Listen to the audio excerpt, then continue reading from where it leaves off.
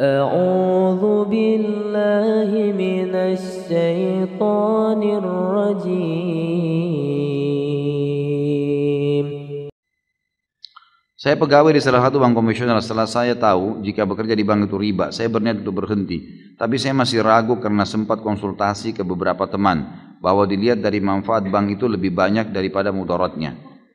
Karena hampir seluruh perusahaan yang ada di Indonesia menggunakan jasa bank. Baik, kira-kira kalau antum meninggal dunia, antum akan bilang sama Allah apa nih? Ya. Oh, ini karena banyak manfaatnya buat orang. Lalu Allah cuma jawab satu, tapi saya haramkan. Kira-kira kita mau jawab apa? Urusannya mau manfaat bagi orang banyak atau tidak, intinya haram. Orang buka tempat perzinahan, teman-teman. Ingat ya, riba, zina, durhaka sama orang tua, dosa besar semua ini. Berarti levelnya sama. Untuk lebih memahami, bagaimana kalau ada orang bilang, saya buka jasa perzinahan untuk memberikan manfaat kepada orang. Supaya orang yang mau melampiaskan syahwatnya bisa masuk di situ. Manfaat buat orang, tapi haram. Tanggung jawab hari kiamat. Nggak bisa. Sama halnya dengan ini, teman-teman sekalian. Jangan pernah takut untuk meninggalkan sesuatu yang haram. Dan kalau teman-teman seperti ini, sudah sering saya jawab. Kalau antum sedang ada perasaan takut mau meninggalkan karena ini haram, datang ke seorang ustadz, saya mau tinggalkan nih, tapi saya nggak tahu nih, saya nggak tahu harus bagaimana nanti nama baik saya sudah terlanjur punya kerjaan, teman-teman saya, keluarga saya, kemudian saya juga sudah punya pendapatan, dan seterusnya lah, fasilitas kendaraan dan macam-macam. Kalau saya tinggalkan, maka martabat saya, nama saya, makanan saya, semuanya terganggu nih. Dan itu. Seperti itulah. Bapak bagaimana hukumnya? Tetap, jawaban agama haram. Dan kalau anda mau lebih pasti, lebih aman, tinggalkan. Karena kalau tetap bertahan pada sesuatu yang haram, konsekuensi pembersihannya lebih lama.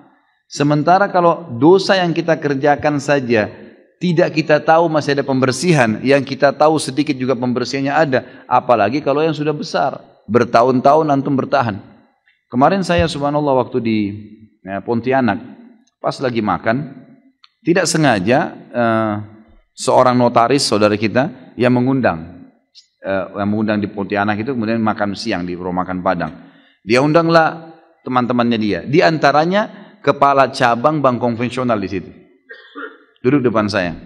Lalu kemudian setelah makan diperkenalkan, oh ini kepala bank semua banyak. Ada syariah, ada yang konvensional. Mata saya nyorot ke yang konvensional nih.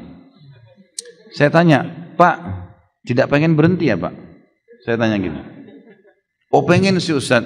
Ini ditunjuk temannya notaris, saya nggak usah sebutin namanya. Ini Bapak ini tahu betul saya ingin berhenti.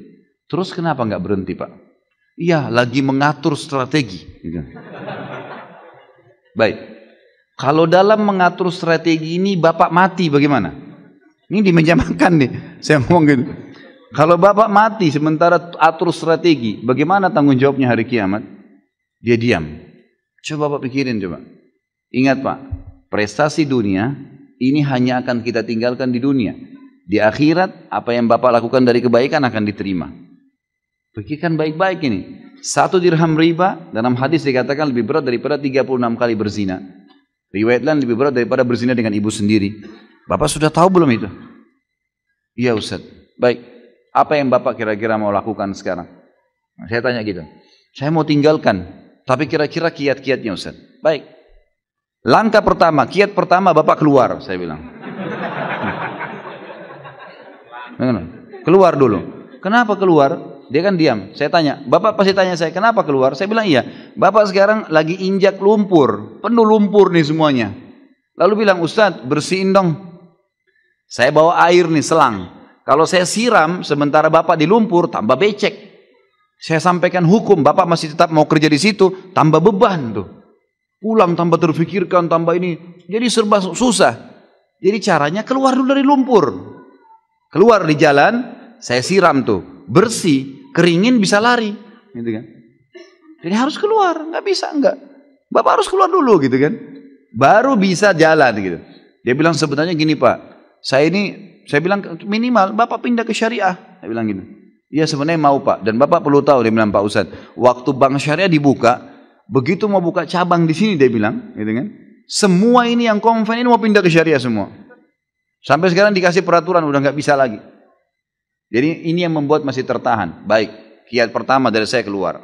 Kiat kedua, Bapak mulai memikirkan dari uang yang ada untuk buka usaha. Usaha-usaha. Yang ketiga, menjelaskan pada istri, pada anak, supaya mereka tidak kaget tentang masalah haram.